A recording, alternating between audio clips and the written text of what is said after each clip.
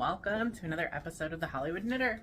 My name is Allison, and I'm recording from my home in Los Angeles, California on Friday, June 10th, 2022.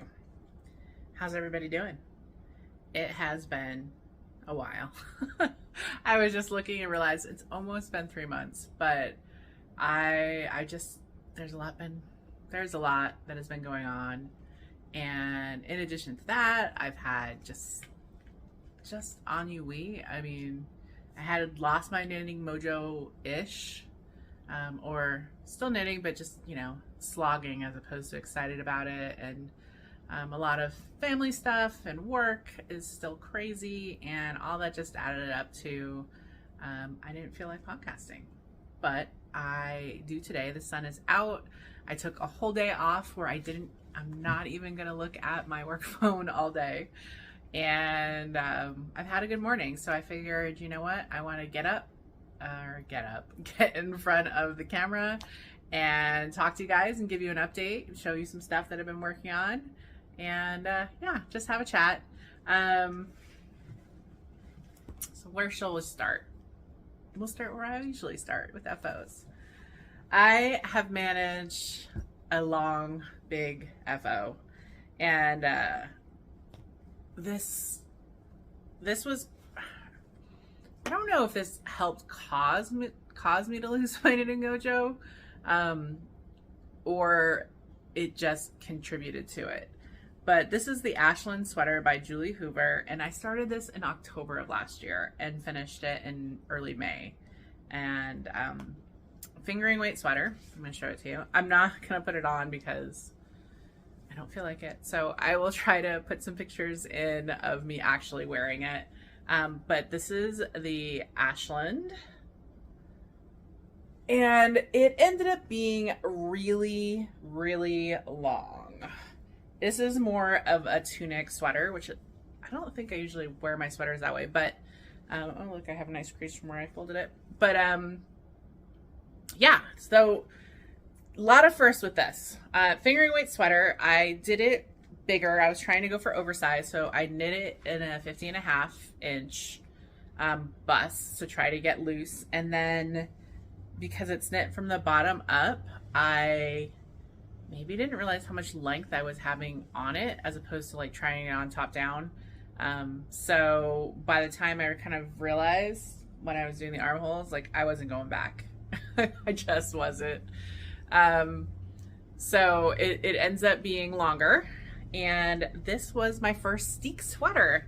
So basically, guess what it is, steek. So you knit in the round, including up to the body, and it's steeked in both the arms.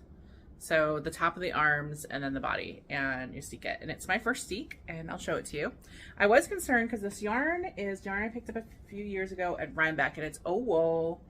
They're 100% merino, but it's 100% superwash merino, which I know is not the best choice for a steek sweater. But I had already picked out this pattern, not realizing it was a steek, and the yarn, and I had started, and I just went with it, and I was like, you know what, I'll do it. But so what that ended up meaning for me is when I did my steek, I did a crochet reinforcement. I'll show you in a minute. And I did a sewn one. I don't have a sewing machine, so I did it by hand. But yeah, so here's my steek. This, which actually blends in really well, you can kind of see it right here. I used some Jamison fingering I had for the steek. So I wanted a wool that was gonna kind of grab on and felt a little bit. And then I also, as I said, did a sewn reinforcement as well, just because you don't want to do all of that work and then start getting a hole in there. So I think it's holding up well, fine. I did actually wash it, and this, as I said, this is super wash, so actually able to put it in the dryer. And I tacked down kind of the steeks too, so they would lie flat. the process of doing a steek is fun. I like cutting my stitches. They're little sharp scissors going. It was nice, especially in fingering weight. And then I'm really pleased with how it, like, the transition came in the corner. I think it looks pretty good all around. I mean, look, that looks pretty good, right? Right? My arms are super long on this. I'm gonna have to like wear them up. I could actually cut back if I wanted to, but I think I'm just gonna wear them over. This is just gonna be a slouchy sweater, I think. It will look good with, like, you know, a dark set of leggings or wearing around. It is fingering weight, so it's easy to layer over stuff. And the actual color work is also, you know, pretty good. It's pretty flat, which I like. My inside of my sweater is great. So yeah, it's a fingering weight sweater, a giant fingering weight sweater that took me a long time and really sucked a lot of my things because I wanted to finish it. I've never actually put a project away. I know a lot of people have, you know, old whips and stuff, and that's just not me. I have to keep working on it until I finish it. So that meant that I forced myself, and that takes some of the joy from it. But I'm happy to be done with it. I'm really pleased with it. I'm hoping, you know, my steeks will hold and that this will be a good fall weather sweater to wear. Again, Ashland by Julie Hoover. It was a Brooklyn Knits pattern, I believe, from a few years ago. The only thing I did have is my floats on my sleeve aren't quite as awesomely. There's a little, you can see almost, there's a little bit of puckering. I could have done like a really heavy block, I think, on it, and I just didn't feel like it.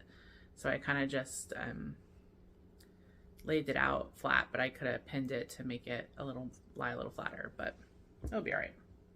So yeah, this used of the gray, the oyster color. I think I used like 3.5 balls, so like 350 grams of the fingering, and then I just used less than half a ball of each of the contrasty colors for the color work. So I have a fair amount left for socks or something else. And yeah, so that was the biggest project that I knit on.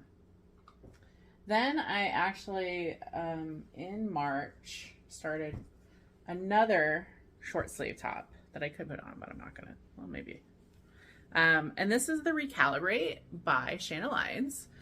She attends Zombie Apocalypse every year, and so I saw a whole bunch of these last year when the pattern came out, and she had a lot of test knitters who were friends who also go, and there were just a lot of people, and so a lot of people wearing it, and it's a very loose fitting kind of tee and interesting construction, lots of different colors. So what I actually used is, this is the orange color was our goodie bag color. I'm looking off camera to see what the color is. Mitchell's Creations and Sunset Trails. And so this was actually in the gift bag with CK. And so one of my friends graciously gifted me one of theirs. So I had 2 skeins of that. And then I picked up this. This is an MCN, this kind of purplish, and this was from Sun Valley. And so I picked it up at the market. And then the other thing I used for these, this is, I don't even remember what this is. This was, do you remember my shawl that the freezer ate? My brioche shawl that I loved? That's what this is. This is some type of MCN also.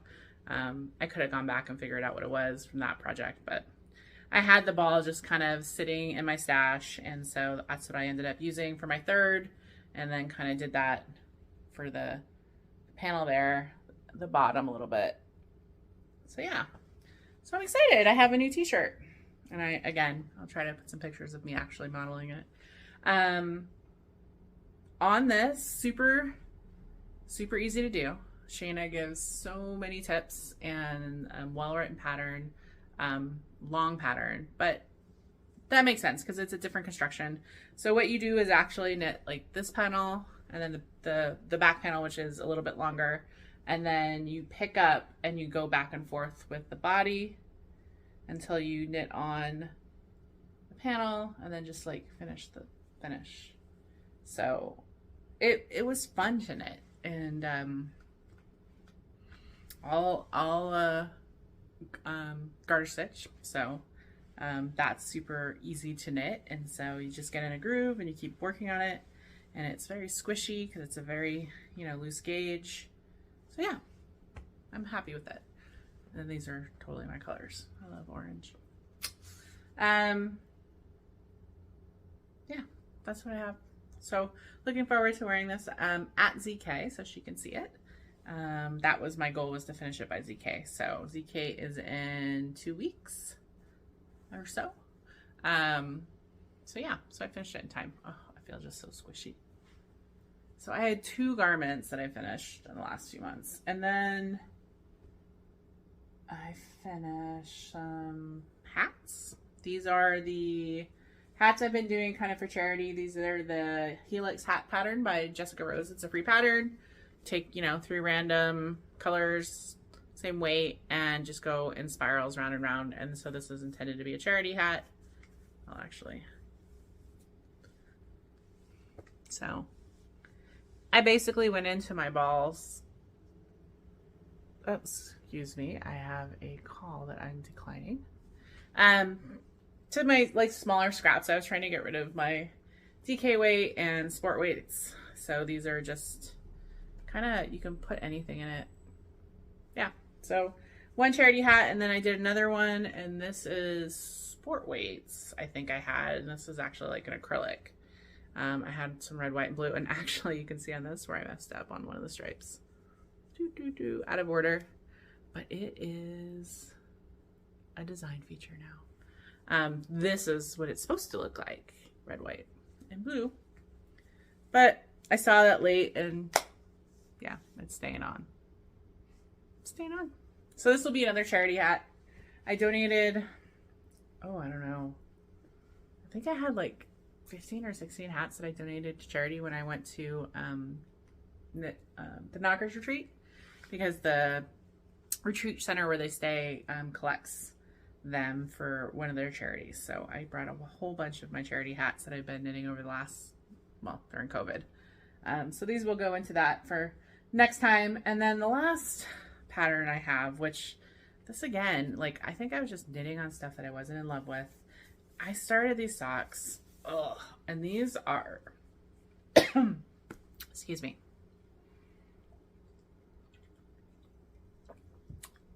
These are the DRK Everyday Socks by Andra Mari, which she says this is like her favorite pattern and she loves it. And it is rib. It is so much rib. It is rib and rib and rib. Rib coming through, and then rib some more. And I've come to realize I don't like that much rib on a sock. Originally I was going to knit these for my brother, but then they ended up being kind of too tight, too small. So I made them more for my size feet, but even for me, I don't think, I should have stopped after the first one, but I just couldn't do that. So these are actually, I think I'm going to put these in a giveaway, one of the retreats I go to, for anyone who would like a pair of socks. The yarn is lovely. The yarn is 716 knit, and You're All We've Got. And I love the variation and everything kind of in it. But these took me almost 3 months too, I think. No. Yeah, I started these in January and finished them in April. So these were sitting forever, and I just had to force myself to finish them. Yeah. The pattern itself, well written. It's Andrea Mari. And I can see the appeal of these because they are ribbed all over. They're very forgiving if you want to do them for gift socks. And if you like knitting, you know, lots of ribbing in the round on small needles, then the pattern would be recommended. I just have discovered it is not for me at all. And it was funny when I pulled these out, they're like, what are those? They don't look like socks because they're obviously so narrow right now. But yeah, so that's all I finished. But since I finished, like in the past week or so, I have cast on a few projects. So I decided I have some more sweaters in the queue. but I've decided to hold off on starting any more sweaters and to go with smaller kind of projects. I wanted to really start hitting my Make 9 projects, which my Make 9 every year are projects I pick based on stash yarn, and usually my oldest stash yarn, and most of them are hats. But oh, I also, well, it's really nothing to show. It's in here. I have these old pair of socks. It was funny. I was out, well, I'll talk about it later, but I was back to see my family, and my mom pulled out, who she is a very worthy knit sock recipient, and she pulled out these socks, and they were in a room, and I saw them, and they had the toe blown out on the socks, and I was like, what did you do? And she's like, I don't know, I just blew out a toe. And she hadn't even realized. I guess she put them on and then saw it. So anyways, I took them back with me, and I had the same yarn. Now these are knit toe up because I do almost all my socks toe up. But what I did is I just put a sock needle in, clipped off the whole toe, and then picked up and knit it, knit it from the top down to do the toe. So you can kind of see there's a little bit of a difference in the toe. This is the new one, this is the old one. But I think it'll be fine. So next time I go see her, I'll bring these back to her all fixed. Socks. So the socks I have knitting on right now, which I actually love, excuse me. Started knitting with some of the yarn that I picked up at Stitches West. This was the Queensland Collection Perth, and it's Australian Superwashable blend. And it kind of looks like a ply, a 2-ply with different colors. You can kind of see going through. And I started, or not started, I've actually finished one, but these are shorty socks for my brother. And look how awesome those just kind of gradiate in the colors and kind of looks marled. And yeah, he actually likes shorty socks. He has bigger feet, but he does like shorty socks. And when I was visiting, I saw he was wearing one of my socks. So I was like, okay, I will make him another pair. And these have actually been going relatively fast when I've had huge chunks of time. So I brought them to the soccer game and got a lot. I made a drive somewhere, and I was in the passenger seat and I got a lot. So here's the second one. It's increasing for the heel. So I don't have too much more to do. Oh, look at that red. Doesn't that look awesome? And then I think I'm going to have a fair amount of this left. So maybe I'll be able to squeeze another pair of shorty socks for me out of them. I'll have to see how much I have left. But I really like this yarn. So those are the socks right now that are hanging around in my purse. I know I'll finish these up in the next week or so. I'm going to actually leave them out to work on this weekend. I normally only work on them when I'm away or something like that, but as I get closer, as you get to the heel or something where you have to pay more attention, you take them out. So pretty much since you just turn the heel and then you're right into the cuff on this, I'll just finish them up.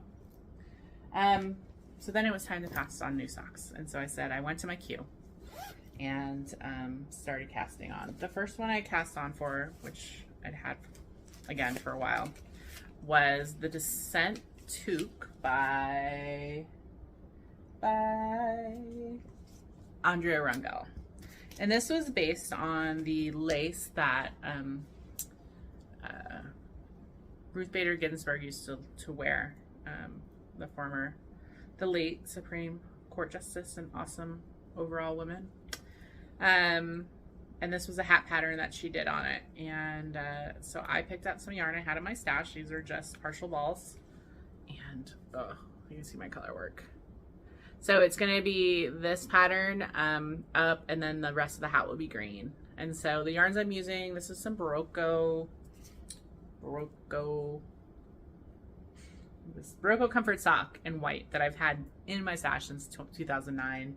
And then the green is Sweet Georgia Cash Luxe and English Ivy that I had used for a previous project a few years ago that I think I gave away. But I had a ball of, or mostly ball of this. So yeah, I'm really, even after having done so much color work, I'm over, it's 24 rows of color work. I can do 24 rows of color work, and I'm over halfway done as it stands now, and I've only been working on it a little bit. And I'm just loving it. I think it looks awesome. I love the colors. So this will be one hat I'm working on. Then I cast on for a shawl, another Make 9 project, and this is the Storm Shawl by Joji Locatelli. I don't think I have a picture. Oh, well, yeah, there's a picture of it. And this is just, I wanted to do, well, this was a pattern I paired up with my yarn I had in my stash I wanted to use, but it's a single skein project shawl done at loose gauge with a yarn. I'm using Yarn Carnival in Pyroclastic. So this is a gray with like pops of red in it, and I've had this in my stash since I think 2015. I think I picked it up at Loop in London, I believe. Not London, Looped in DC, I think. Anyways, here it is. And so what it is your standard stockinette, standard garter stitch, and then you have some elongated stitches, and then there's some wedge stitches. I'm into the wedge section now. Yeah, so it's mostly mindless. You know, it's repeating 2 rows over and over till you get to a section where you have to do something. And now I'm back into kind of a repeat roll. The only change I've made so far is she had called for a more elongated than this. She had actually called for 4 wraps, and I did that, and it was too wide for me. It was a little too messy. So I went back and I just did 2 wraps and still created, a really cool elongated stitch. So yeah, so I cast this on this week and I'm working on it. All of these kind of are, I was thinking of smaller projects because I will be traveling shortly for a week. So I wanted to do that. Hats and socks, smaller, no sweaters.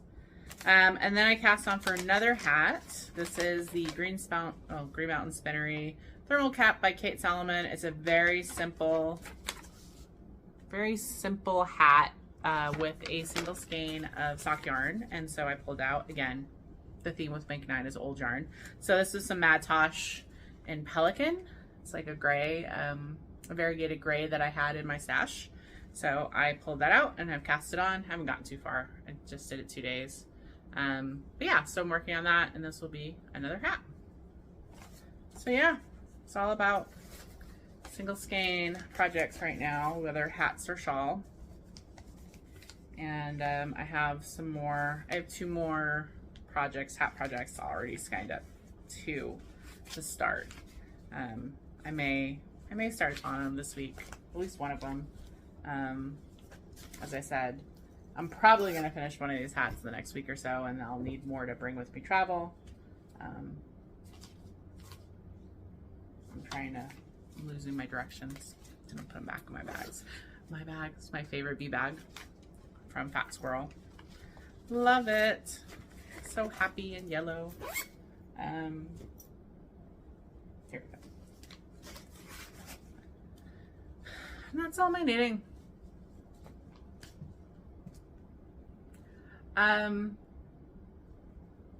Sorry, I'm a little scattered. So, oh, I did have one more project to show you. My crocheted blanket. I'm going to get up to get it. All right, so this is the crocheted blanket I'm doing with fingering held double. I am about 1/3 of the way through it. I love it. So this is what it looks like.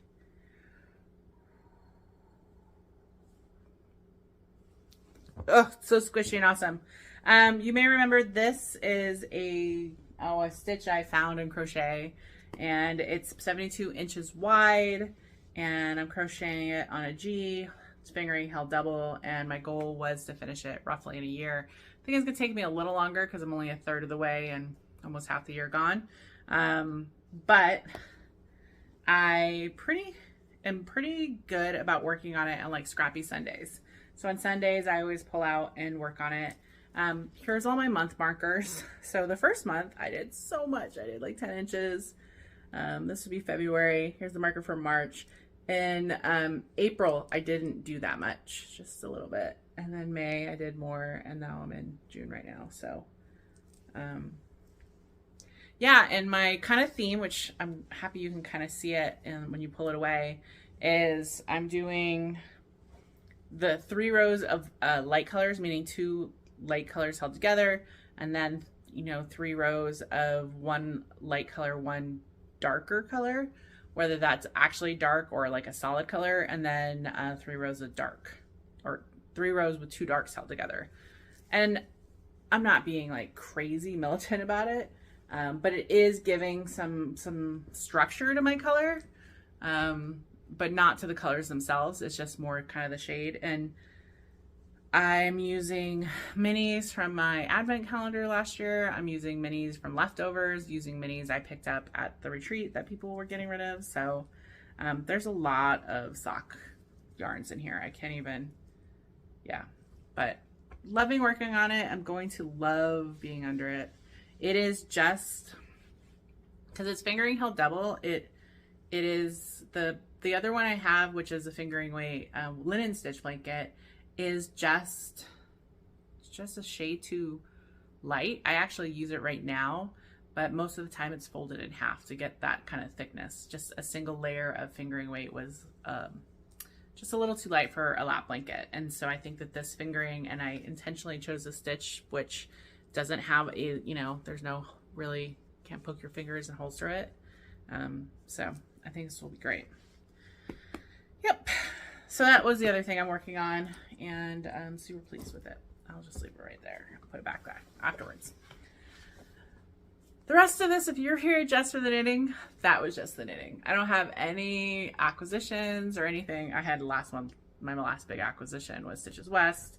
And then my next place I'm going to buy is where I go to Zombie Apocalypse. So since I last talked to you, I went to WonderCon, which is the comic book convention in Anaheim. It was finally back on. It was awesome. My boyfriend and I had just a weekend and did so much people watching. I love people who cosplay, and people do awesome cosplay, and we just sat most of the time and just watched people. It was great. It was a great weekend away.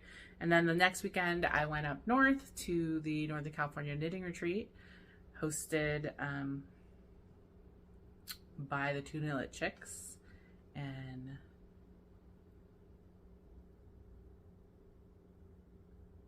I should not be blanking. Anyways, I apologize. I'm a little blanky. There's another podcast that I listen to. In fact, I have an episode right now to listen to, and I'm just blanking on it. It is what it is, but it was nice to go up there. There's a lot of friends I got to see. It was just relaxing, you know. That's what I wanted, what I needed. Then I came back, and a few weeks later, my mom had a heart attack and was in the hospital for a week. Luckily, she is recovering. I can't say she's recovered, but she's back in it, and they were able to, do modern medicine and do amazing things. She had to get some arteries opened up and a pacemaker. But it was scary, and I did fly back almost immediately, a few days, anyways, and I was out with the family for almost 2 weeks while she was in the hospital, and then when she came back to make sure everything was good. So it was a lot of family time, a lot of stress. I managed to be out there taking care of, I shouldn't say taking care of, my mom lives with my brother and my sister and their family, so there's a lot of family and togetherness there, which is great. But then my nieces and, it's just a lot of family. I normally don't have so much family all the time.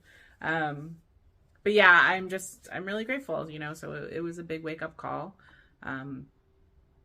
It was not expected. Nothing is ever expected like that. So it was a wake up call for her, and to make better health decisions, and just really, it's a gift. It was a gift. That's one of the amazing things that modern medicine give us.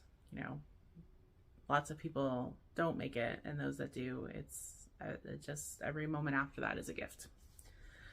So that was obviously a lot of brain space in there. And then, as I said, work is not letting up, nor will it probably for another year or so. And just means I'm working a lot. And when I do come home, I'm fried from working. I just have no extra bandwidth or brain power to do things. So, work-life balance. I am taking lots of So excited. Travel's back on now. So I do have a few things going on.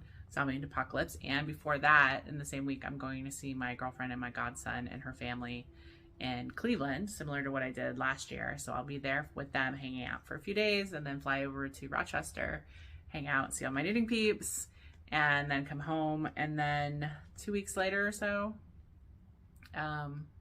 my brother and my niece are going to come out to visit. My niece, whom I adore, she's 12. She was the one who was out here not that long ago. She came out for her break, but she asked to actually come stay for the whole summer. And I said, I didn't think I could handle that. And I definitely could not handle a 12-year-old the whole summer. But I said she could come out for a longer visit. So she is coming out for almost 2 weeks. And my brother's going to join her, which is great because I don't think my brother's been out to California quite a few years. And then, so we're going to hang around, do some LA stuff. And I'm taking time off. And then we're going to San Diego Comic-Con, which I got tickets for pre-COVID. And I don't have tickets for the whole time. If anyone's interested, it's a big comic book convention, probably one of the biggest ones. And it is very difficult to get tickets to. It involves queues and waiting and virtual queues and hoping. And when I did it I used to go regularly before it became quite so popular, I guess. I probably went for 8, 9, 10 years in a row. But then every year progressively got more complicated to get tickets, to get into anything. So many people, so many lines, that the fun I had in the beginning, and I had a ton of fun, like that last year, I just didn't have as much. So, and it used to be an event that we planned for every year, every summer, that we would go and spend the whole time there, me and other friends. But a few years ago, or anyways, I put in for the lottery just because I figured we could go and it could be less, my expectations will have changed. And so I was able to get tickets for the Thursday and the Sunday for both me and my boyfriend and his son. And so with my niece coming out, she'll actually get to attend too, because 12 and under attend for free. And then my brother, he'll probably just hang around San Diego because it is a party when the Comic-Con is on. It is just packed downtown. There's so many people. Yeah, it's just very vibrant, almost so much. And then we'll do some other stuff in the San Diego area because, as I said, we only have tickets for 2 of the days, and so we'll do other stuff in San Diego. So yeah, so they're coming out, and so that will be exciting. And then I think like 2 weeks after that, we're reinstated my girlfriend's college roommates girls trip that we usually do once a year, and with haven't been able to do for the last few years. And so we are going to New York. We're not staying in New York City. We're staying outside of the city, near one of our friends' family, but not that far. So it's really just, we rented a house and we'll go hang out. And I think we are planning on going into the city a day or so and maybe catching a show. And then, but it really is just more, we all live all over the US. And so it's an excuse to get together and hang out once a year. So that will be exciting in August. Super exciting. What else do I got? Other than that, been doing the normal. I've been reading. When you can't do a lot, escapist reading, which is a lot of what I'm doing. Trashy paranormal romances and some other things. So I think I'm up to like 73 books for the year. Of those, as I said, most of them are like paranormal romances, and then the very easy kind of mystery reads. I have a few series of those I have going. I did want to say, one I did read, which I highly recommend everyone, is TJ Klune's Under the Whispering Door. It was great.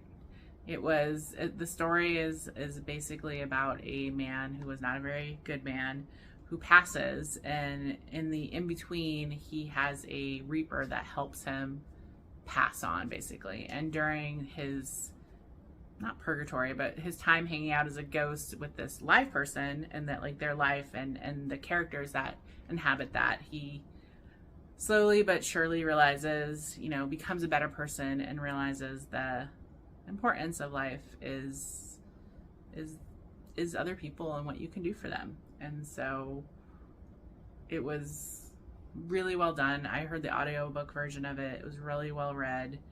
It was just a great book. TJ Klune, the last two books, this one and the previous one, Under the Cerulean Sea, or yeah, something with Cerulean Sea, was also really good. So that's one of the biggest ones I recommend. All the other ones are trashy stuff, but I like them. Yeah, other than that, television, movies, lots of stuff going on there. We're in the middle of a bunch of different shows. We're watching Tokyo Vice with Ansel Elgort on HBO, which is very interesting premise about, I guess it's based on a true story of a young American who goes to Japan and studies college there, and then is the first Caucasian to basically get a reporter position at one of the major Japanese newspapers. And it's his time in Tokyo, and that, or it's based on a memoir or something. So very interesting. It's a combo of English and subtitles because it's in Japanese, and very kind of gritty and dark and well done. And because I've visited, Japan a few times, it's very cool to watch. I always love watching that. Watching some of the Star Treks. We had fallen behind on Discovery, so we blitzed the whole season, and we're watching the new Strange New Worlds with Captain Pike from Discovery. Kind of got to spin off his own show, and Rebecca Romijn as his number one is really good. So we're watching that. I have lots of murder mystery kind of stuff going on Acorn. I'm watching the one with Jane Seymour called Harry, and some other ones that are on there that they're my popcorn television kind of that I put on. They're always a episode of the week kind of thing with just characters alike. Movies, we saw the new Harry Potter movie on HBO. It's early. I love Harry Potter.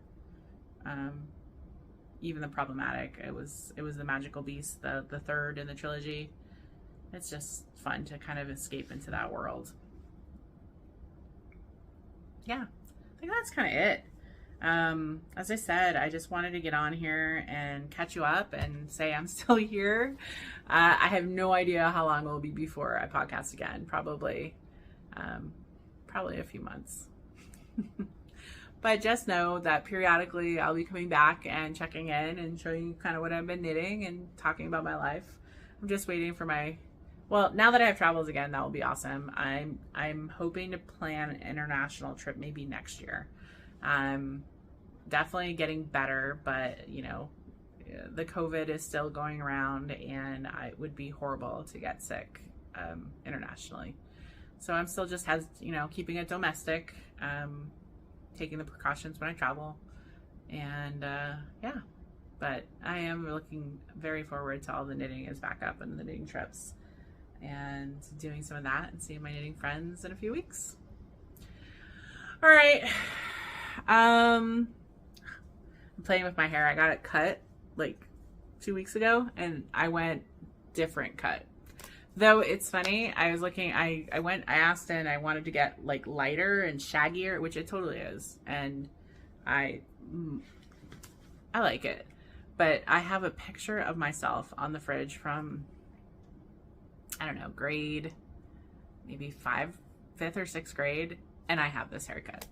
I was just looking at the fridge today. I'm like, oh, okay, I have done this before. Maybe a long time ago. But yeah, I have this kind of barely, yeah. Everything goes around, even your own haircuts. Anyways, I hope everyone is having a wonderful year. Everyone is staying healthy. We have lots of craziness and sadness in the world continuing. But just do your bit to go out there and put the positivity in the world, be the change, vote, always vote. And as long as we have most of us caring, which I think we do have more people who care than not, change will come. Positive actions will take place. Sometimes it's hard to tell because they're so slow. And I'm hoping some of the recent events trigger some of that change to maybe speed up again. Sometimes it feels, you know, we took 2 steps forward and 3 steps back, but I think the bigger thing is that we always just have to keep pushing forward. And sometimes we get complacent, and different people and their ideas can maybe sometimes rear up and be heard over other people. But it's time to use your voice. It's time for everybody to use their voice. So I hope that you will use your voice. Okay, guys. I am just babbling now, but I truly hope everybody is having a great summer, or big start to summer. We're actually having our first little bit of a heat wave here in LA. It's in the mid 80s out where I'm at, so very nice. And for those I'm going to be seeing at Zombie Apocalypse, come say hi. I'm looking forward to saying hello to everyone and chilling and knitting. So that's a wrap from Hollywood, where fantasy meets fiber and dreams are knit. Bye, everybody.